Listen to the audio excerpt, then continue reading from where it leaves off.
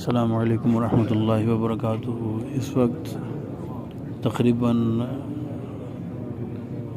3 بجنے والے ہیں، صبح و سحر کا وقت ہے، اور کعبۃ اللہ کے بالکل عین سامنے اللہ تبارک و تعالیٰ کی بارگاہ میں حاضر ہوں۔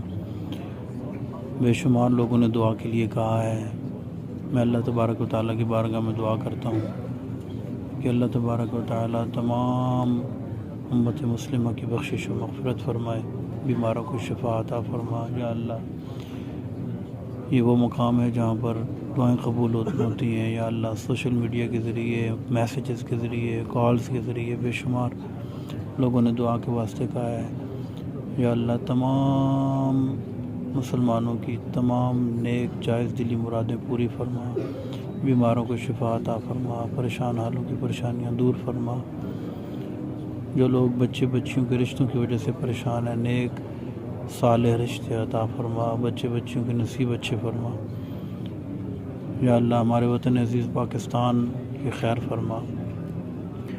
یا اللہ، ہمارے وطن کو معاشی بحران سے نکال، قرضوں سے نجات عطا فرما۔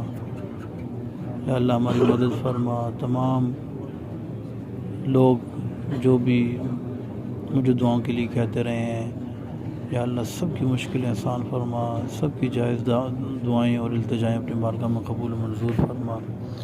آمین بجاہ النبی الامین، صلی اللہ تعالی علی رسولہ خیر خلقہ محمد و آلہ و اصحابہ اجمعین برحمتک یا ارحم الراحمین۔